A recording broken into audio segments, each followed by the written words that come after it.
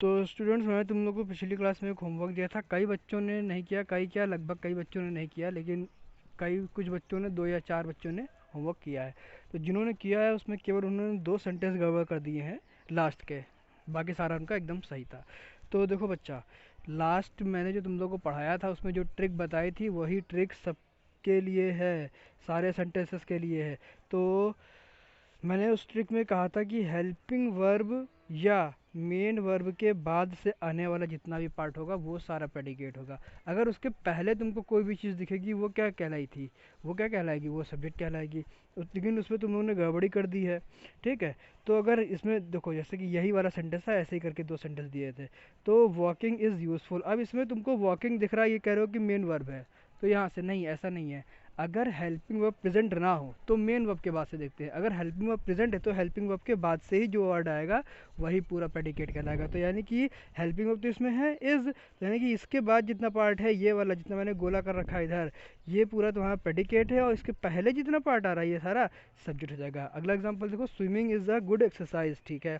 तो इसमें बताओ हेल्पिंग वर्ब है कि नहीं है। हेल्पिंग वर्ब है तो अब तुमको मेन वर्ब नहीं देखनी है, अब तुमको मेन वर्ब नहीं देखनी, केवल हेल्पिंग वर्ब देखनी है। तो देखो इसमें इज़ दिया गया है ना, तो इज़ के बाद से जितना भी है ये पूरा तुम्हारा क्या कहलाएगा, प्रेडिकेट कहलाएगा, और इसके पहले जितना है ये पूरा सब्जेक्ट हो जाएगा। उसी तरह से अगले वाले में देखो, इसमें लिखा हुआ है सिंगिंग इज़ माई हॉबी, तो हेल्पिंग वर्ब दिख गई। अब हेल्पिंग वर्ब के बाद जितना भी है ये पूरा तुम्हारा क्या हो जाएगा, ये तुम्हारा प्रेडिकेट हो जाएगा, इसके पहले आने वाला सब्जेक्ट हो जाएगा। फिर अगला है स्मोकिंग इज़ हार्मफुल, तो इज़ हार्मफुल क्योंकि भैया देखो हेल्पिंग वर्ब दिख रही है, तो हेल्पिंग वर्ब के बाद से जितना आने वाला है वो पूरा हो जाएगा प्रेडिकेट, और इसके पहले जितना आ रहा है ये सारा हो जाएगा सब्जेक्ट हो जाएगा। समझ में आया। तो इनको जीरेंट्स बोलते हैं। अगर वर्ब में आईएनजी लग जाए दिख जाए तो ये नहीं कि वो बताऊँ सब्जेक्ट ही होगा। तुम्हें ये गौर करना है कि हेल्पिंग वर्ब है या नहीं। अगर हेल्पिंग वर्ब नहीं होगी तो मेन वर्ब देखा जाएगा, वरना हेल्पिंग वर्ब को ही केवल देखा जाता है। ठीक है। अब उसी में के ये थोड़े से और एग्जांपल है जो मैंने उसमें नहीं दिए थे, इट और देयर वाले। ठीक है। तो उसमें भी एकदम सेम वही ट्रिक है, अपने आप ही कर लोगे हालांकि, लेकिन हम बताए दे रहे हैं। जैसे कि पहला सेंटेंस लिखा हुआ है इट इज़ हॉट टुडे। ठीक। तो देखो इसमें हेल्पिंग वर्ब दी गई है इज़, तो इज़ के बाद से जितना भी दिया गया है ये पूरा क्या हो जाएगा, ये हो जाएगा प्रेडिकेट, और इसके पहले सिंगल वर्ड इट लिखा हुआ है ये तुम्हारा सब्जेक्ट हो जाएगा। इस तरह से अगला वाला बताना करके मुझको। ठीक। एक और बता दे रही है, देखो इसने भी लिखा है there is a cat on the table, तो हेल्पिंग वर्ब दिख रही है, हाँ दिख रही है भैया, इज़ लिखी हुई है, तो इसके बाद से जितना अंडरलाइन कर रखा है ये क्या हो जाएगा, प्रेडिकेट हो जाएगा, और इसके पहले आने वाला देयर ये क्या हो जाएगा, सब्जेक्ट हो जाएगा। तो बाकी एक और ये 2 सेंटेंस तुम लोग के होमवर्क में है, तो ये करके मुझे दिखाना। ठीक है। अब इसके पहले वाली क्लास में मैंने तुम लोग को सब्जेक्ट के पार्ट बताए थे, और उसमें क्या बताया था तुम लोग को, DAM डैम बताया था। मतलब कि सब्जेक्ट के 4 पार्ट बताए थे, जिसमें से एक इंपॉर्टेंट नहीं था, बाकी 3 इंपॉर्टेंट थे। तो उसमें कौन कौन से थे, डिटरमाइनर होता था, डैम था ना, डी ए और एम लिखा हुआ था। तो वही देखो यहाँ पर D A और M। तो डी से क्या था, डिटरमाइनर, यानी कि इट इज़ माई दिस, ये सारे जितने भी वर्ड आते हैं, ए एन द, ये सारे क्या होते हैं, डिटरमाइनर होते हैं। और एडजेक्टिव मैंने बताया था खासियत, जैसे कि ओल्ड, प्रिटी, गोल्डन, ब्लू, ये सारी चीज़ें एडजेक्टिव में आती हैं। और फिर लास्ट में आता है एम। एम का मतलब क्या होता है, मेन वर्ड है ना। तो जो भी मेन वर्ड होगा, यानी कि नाउन, यानी कि नेम ऑफ पर्सन या name of place, name of thing, इन सबको क्या बोलते हैं, मेन वर्ड बोलते हैं। ठीक है। तो जैसे कि इसमें था, उसमें सब्जेक्ट में डैम बताया था, वैसे ही इसमें तुम लोग को VID विड बताएंगे। ठीक। तो वैसे ही उसमें जैसे कि 3 पार्ट हो गए थे, डिटरमाइनर, एडजेक्टिव और मेन वर्ड, वैसे ही प्रेडिकेट के भी पार्ट होते हैं। प्रेडिकेट के पार्ट कौन कौन से होते हैं, वर्ब और ऑब्जेक्ट। देखो एक बात, SVO जो मैंने पढ़ाया था ये सेम उसी तरह से, बस उसमें सब्जेक्ट अलग था, सब्जेक्ट के पार्ट हो जाएंगे। अब देखो वर्ब और फिर ऑब्जेक्ट, वर्ब में 2 हिस्से, मेन वर्ब, हेल्पिंग वर्ब और मेन वर्ब। ठीक। तो इसमें भी V और O ही आया है, वर्ब और फिर उसके बाद ऑब्जेक्ट। तो वर्ब के भी 2 हिस्से होते हैं, कौन कौन से, एक हेल्पिंग वर्ब, मेन वर्ब, और ऑब्जेक्ट के भी 2 हिस्से होते हैं, कौन कौन से, एक होता है इनडायरेक्ट ऑब्जेक्ट और फिर होता है डायरेक्ट ऑब्जेक्ट। एक बात हमेशा याद रखना कि पहले इनडायरेक्ट ऑब्जेक्ट आएगा, बाद में डायरेक्ट ऑब्जेक्ट आएगा। ठीक। इनडायरेक्ट ऑब्जेक्ट क्या होता है, जो जीवित होते हैं, लिविंग होते हैं, और डायरेक्ट ऑब्जेक्ट क्या होगा, नॉन लिविंग वाले। ठीक है। इनडायरेक्ट का मतलब लिविंग, और डायरेक्ट का मतलब नॉन लिविंग वाले। ठीक। इसको एक बार स्क्रीनशॉट ले लो, कॉपी में लिखते जाना इसको। ठीक। तो इसको याद करने का तरीका बहुत अच्छा है। इसमें तुमको याद रखना होगा विड, क्या याद रखना होगा, VI और D, विड। V मतलब वर्ब हो जाएगा, I का मतलब इनडायरेक्ट और D का मतलब डायरेक्ट। इनडायरेक्ट का हमेशा मतलब याद रखना लिविंग से होता है, ठीक। जैसे कि हिम, प्रोनाउन जितने भी होते हैं वो सारे समझ लो, जितने भी प्रोनाउन या किसी भी इंसान का नाम हो वो सारे क्या हो जाएंगे, इनडायरेक्ट ऑब्जेक्ट। अगर कोई एनिमल का नाम आएगा तो वो डायरेक्ट ऑब्जेक्ट में जाएगा, वो इनडायरेक्ट में नहीं आएगा। केवल इंसानों के नाम लिए जाते हैं भाई इनडायरेक्ट में, ठीक है। हाँ, तो ये हमेशा याद रखना, वी आई डी विड। अब अगर पीछे वाला समझ गए होगे तो देखो ये वाला बताते हैं। जैसे कि उसमें मैंने तुम लोगों को सब्जेक्ट में अलग अलग करने को बताया था कि डिटरमाइनर अलग करो, एडजेक्टिव अलग करो, मीन वर्ड अलग करो। वैसे ही अब की बार भी तुम लोग को वैसे ही करना है, ठीक है। अब पिछली क्लास लिखे होगे अगर कॉपी में तो ये वाला उससे कंपेयर करना एकदम उसी तरह है। तो इसमें करना क्या है, देखो सबसे पहले तुमको एक सब्जेक्ट सेंटेंस दिया गया होगा, ठीक। सेंटेंस में तुमको दो चीज़ें छाटनी है, सब्जेक्ट और प्रेडिकेट।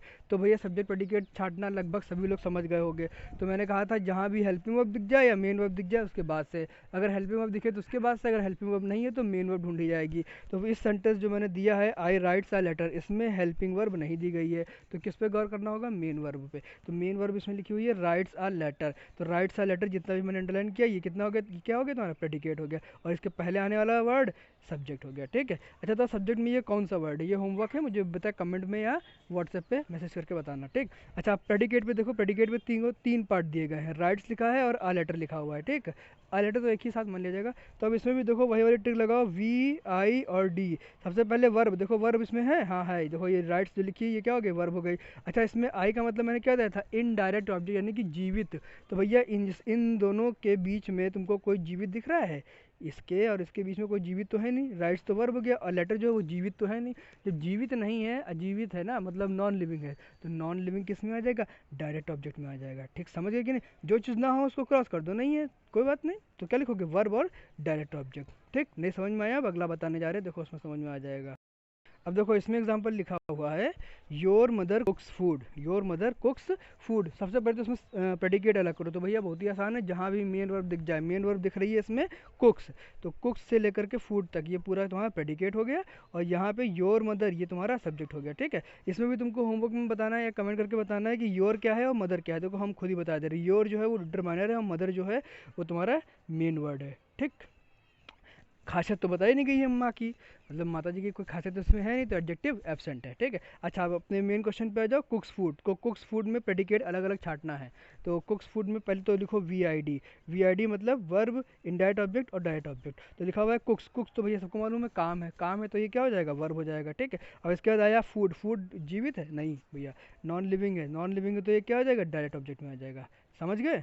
हाँ, अब देखो एक और एग्जांपल है, my father told me a story, ठीक। My father told me a story. अब इसमें बताओ प्रेडिकेट अलग करना है, हालांकि मैंने करके रखा ही हुआ है। तो मेन वर्ब तुमको टोल्ड दिख रही है, टोल्ड मी आ स्टोरी, ये क्या हो जाएगा तुम्हारा, प्रेडिकेट हो जाएगा, ठीक है। और इसके पहले आने वाला ये सब्जेक्ट हो जाएगा। इसमें भैया दो चीज़ें हैं, ये देखो माई और फादर, बताओ सब्जेक्ट में ये दोनों अलग अलग डैम में क्या क्या चीज़ें हैं, ठीक। अच्छा, प्रेडिकेट पे देखो, प्रेडिकेट में तुमको टोल्ड लिखा है, मी लिखा है और आ स्टोरी लिखा हुआ है। तो ये टोल्ड जो है वो सबको पूरी दुनिया को मालूम है वर्ब है, क्यों, क्योंकि काम दर्शा रहा है, तो वर्ब में आ जाएगा क्रिया, ठीक। अब अगला देखो जो मी लिखा हुआ है वो लिविंग है, लिविंग है तो इनडायरेक्ट ऑब्जेक्ट में आएगा, ठीक। उसके बाद आज स्टोरी लिखा हुआ है, ये किस में आ जाएगा, डायरेक्ट में, क्योंकि ये नॉन लिविंग है। तो वी आई डी का रूल फॉलो हो रहा है कि नहीं, वर्ब फिर इनडायरेक्ट ऑब्जेक्ट और फिर डायरेक्ट ऑब्जेक्ट, हमेशा यही चलता है हर जगह पे, इसको बांध के रख लो, क्योंकि भी जब सेंटेंस इधर उधर उल्टा सीधा लिखा होगा उसको कहा जाएगा सीधा करके लिखो, तो भैया इसमें परेशानी आएगी कौन कहाँ लगाए। तो हमेशा याद रखना, सब्जेक्ट के लिए डैम याद रखना है और प्रेडिकेट के लिए वी आई डी विड याद रखना है, ठीक। अब देखो एक और एग्जांपल है, they gave her a pen, they gave her a pen, ठीक है। अब बताओ इसमें क्या क्या है, इसमें देखो दे लिखा हुआ है, ये डिटरमाइनर है क्योंकि एक ही है और यही सब्जेक्ट है। अब इसके बाद गेव लिखा है, गेव के बाद से जितना भी लिखा हुआ है ये पूरा तुम्हारा प्रेडिकेट कहलाएगा। अब इसमें भी देखो सबको अलग अलग करके छाटना है प्रेडिकेट में, तो वी आई डी विड लेकर के आओ, ये रहा विड, ठीक। अब विड को कैसे फॉलो करना है, तो पहले वर्ब यानी कि गेव जो लिखा है वो वर्ब हो गया, हर जो है वो लिविंग मतलब लिविंग है ना, तो लिविंग है तो किस में आ जाएगा, इनडायरेक्ट में आ जाएगा। और जो पेन है वो अजीवित यानी कि नॉन लिविंग है तो वो डायरेक्ट ऑब्जेक्ट में है। तो वी आई डी विड इसने फॉलो किया ना, इसी तरह से तुमको अभी एग्जांपल देंगे, सारे तुमको करके रखने हैं। देखो एक ये आखिरी एग्जांपल वो बता दे रहे हैं, ठीक। देखो इसमें लिखा है the teacher asked him to get out, the teacher asked him to get out. अब इसमें देखो करना क्या है, लिखा हुआ है the teacher asked him to get out, तो भैया आस्क जो है यही तो वर्ब है और ये मेन वर्ब है, और मेन वर्ब के बाद आने वाला पूरा पार्ट तो प्रेडिकेट कहला दिया गया। इसके पहले आने वाला है द टीचर, तो द टीचर तुम्हारा क्या हो गया, सब्जेक्ट हो गया। अब इनको सबको अलग अलग करके लिखो, लिखो asked him to get out. अब जल्दी से बताओ इसमें क्या क्या है, 1 सेकंड दे रहे सोचने का, पॉज करके आंसर बताओ। अच्छा आप देखो, जो आस्क्ड है वो है तुम्हारा मेन वर्ब, ठीक, वीआईडी फॉलो करना है ना, वर्ब। हाँ, तो ये तुम्हारा मेन वर्ब यानी कि वर्ब में आ गया। हिम जो है ये जीवित होता है, मैंने कहा था कि इनडायरेक्ट ऑब्जेक्ट प्रोनाउंस होते हैं, ठीक, इनडायरेक्ट ऑब्जेक्ट्स प्रोनाउन को बोलते हैं। तो हिम जो है वो एक प्रोनाउन है, तो ये क्या हो जाएगा, ये इनडायरेक्ट ऑब्जेक्ट में आ जाएगा। और फिर टू गेट आउट, ये कोई डायरेक्ट ऑब्जेक्ट नहीं है, इसको बोलते हैं कॉम्प्लीमेंट। अगर मान लो नॉन लिविंग ऑब्जेक्ट नहीं है, देखो नॉन लिविंग ऑब्जेक्ट या डायरेक्ट ऑब्जेक्ट किसको बोलते हैं, उसको बोलते हैं जिस चीज़ को आप पकड़ सकें, उसको बोलते हैं डायरेक्ट ऑब्जेक्ट। जैसे कि पेन, पेंसिल, बॉक्स, ये सब जितनी भी चीज़ें हैं जिनको आप हाथ में पकड़ सके, फुटबॉल, बैट, बॉल, ये सारी चीज़ें किस में आती हैं, ये सारी डायरेक्ट ऑब्जेक्ट में आती है। टू गेट आउट, ये जो है ये कॉम्प्लीमेंट में आता है, ये भी प्रेडिकेट का ही पार्ट है, लेकिन अभी आगे बताएंगे। तो ये क्या कहलाएगा, ये तुम्हारा कॉम्प्लीमेंट में आएगा। जो चीज़ तुम्हें लगे कि इस ऑब्जेक्ट के बाद में, मतलब ये इनडायरेक्ट ऑब्जेक्ट के बाद में कुछ और लिखा हुआ है, उसको तुम पकड़ नहीं सकते, तो वो किस में आएगा, वो कॉम्प्लीमेंट बोल देना। उसको क्या बोल दोगे, कॉम्प्लीमेंट बोल दोगे, बस। उसको इनडायरेक्ट ऑब्जेक्ट नहीं, सॉरी, उसको डायरेक्ट ऑब्जेक्ट नहीं बोलना है, ठीक। वीआईडी के हिसाब से वर्ब, इनडायरेक्ट और डायरेक्ट। तो इसमें वर्ब दी गई है, इनडायरेक्ट दिया गया है, देखो वर्ब दी गई है, इनडायरेक्ट दिया गया है, डायरेक्ट नहीं दिया गया है, डायरेक्ट नहीं दिया गया, इसको क्या बोलेंगे, इसको बोल दोगे कॉम्प्लीमेंट, ठीक है।